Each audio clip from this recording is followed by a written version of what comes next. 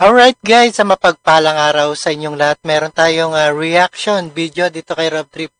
Ilang rice retailer sa Cartimara Market sa Pasay na bistong naglalagay ng maling label sa bigas. Yari na. Alright, intro muna tayo guys. And the further ado. Alright.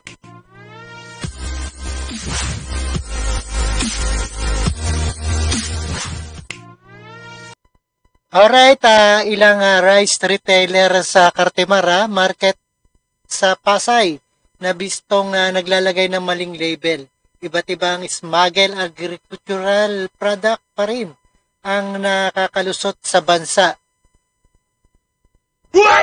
Ayan, patunay na dyan ang ilang gulay na binebenta sa Cartimara Market sa Pasay City. Sa unang tingin, hindi mo akalaing saksiyang totoo dahil sa pagbihirang laki ng kumpara sa mga karaniwang nakita o nabibili natin sa palengke. Alright?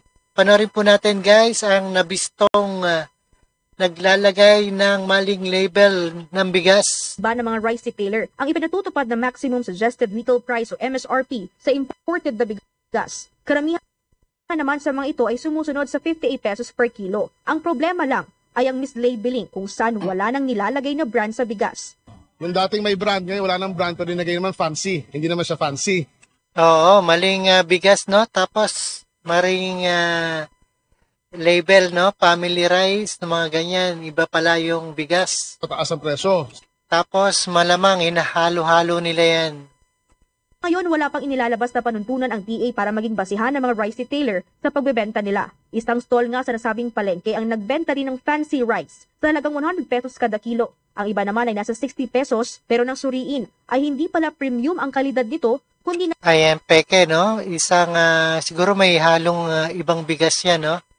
Ibang klaseng bigas. Level lamang ng well-milled. Sumunod namang kinungo ng kalihim kasamang iba pang opisyal mula... Ayan, sana lahat ng palengke suyurin nila, no? Na mali-maling tinitinda, kawawa naman ng mga mahihirap na hindi kayang bumili dyan. Department of Trade and Industry at lokal na pamahalaan ng Pasay ang mga tindahan na nagbebenta ng gulay. Dito sa Cartimara Market sa Pasay City, nasa 3 hanggang 4 na stall ang nakitaan ng Department of Agriculture. Ayan, maling stall, no? Maling tinda at maling label. Yan sa mga gulay. Mga smuggled agricultural products. Halimbawa na rito itong tiger chili na tihamak mas malaki kumpara sa mga ordinaryong siling pangsigang dito sa bansa. Bukod sa tiger chili, nakita rin ang iba pang smuggled agricultural products na posibleng galing sa China dahil sa Chinese characters ito sa packaging. Nako, galing pa China, no? Galing pa yung China itong mali-maling labeling. labeling. Ang Shimenji mushroom, king oyster, wawa chai o Chinese cabbage, lotus roots, bamboo shoot, achoy o Chinese lettuce, at garlic stick na karaniwang ginagamit daw na sangkap sa mga shabu-shabu o hot pot. Meron pang sili na hindi ko pa nakita sa buong buhay ko. Ngayon ko na nakita. Wala. Dapat yan imbestigahan sa Senado, no? Maalala na Mali-maling ganun. So, that leads me to conclude that those are smuggled goods. Wala silang health certificate. So that is actually dangerous. Di ba? Hindi natin alam kung mataas yan ng heavy metals o kaya kung meron, hindi natin alam kung reject yan. Oo, mga scrap siguro yan, no?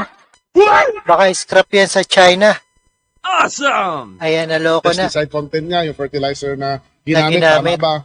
Pero paliwanag naman ng ilang nagtitinda, wala raw silang kaalam-alam na smuggled pala ang mga naturang gulay. Doon lang namin kinuha ng divisorya, ma'am, tapos binibinta lang namin dito. Ang tanong, alam kaya ng market master o namumuno sa nasabing palengke na may mga smuggled palang gulay na ibinebenta? Nalaman ko lang po kay DA po talaga. Kung ano po yung mga sanction na pwede namin ibigay sa kanila, i-sanction po namin sila. Samantala, nasita rin ng department. Ayan, dapat imbestigahan ka agad, no? Kung makakain ng ayan, mataas na content yan, mamaya masira pa tayo. Ayan, magkasakit ang mga tao. Agriculture, napakamahal na bentahan ng karneng baboy sa kapareho pa rin palengke. Sabi ng kalihim, nasa 200 pesos lang naman ang farm gate price. Ngunit bakit umaabot na raw sa 450 pesos hanggang 480 pesos ang kada kilo nito sa pamilihan? So may 150 pesos na nawawala sa gitna. sobrang ba yung margins ng bawat layer na yan o hindi. Well, 150 pesos spread na nawawala is quite big. No? So, theoretically, well, kung 420 dito at 480 doon, yeah, that is profiteering in my opinion. Dahil dyan, hindi inaalis ng ahensya ang posibilidad na magpatupad din ng MSRP sa karning baboy o patuloy pa rin sa pagtaas ng Oo, dapat i-monitor nyo, no? Ayan, ayan, sa ating mga,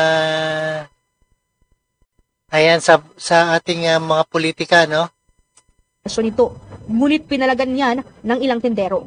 Dapat hindi sa amin, dapat hindi sa retailer, dapat magsimula doon sa pinanggagalingan ng baboy para makapagbaba rin kami. Kasi nag-retail lang kami, pareho lang tubo namin kahit mataas o mababa eh. Depende sa puhunan lang yung benta namin. Para sa Diyos at sa Kaya may tama din naman yung tendero, no? Na dapat dun muna sa inaangkat nila, no? Na kinukunan nila ng gulay at baboy. Alright, maraming salamat sa inyong panonood at pakikinig. Isa na namang nabistong naglalagay ng maling label sa bigas. Alright, ayan, tumataas na lalo ang bigas ha. At kilos-kilos din tayo pag may time. Alright, don't forget to subscribe, Rob Trip. And peace out.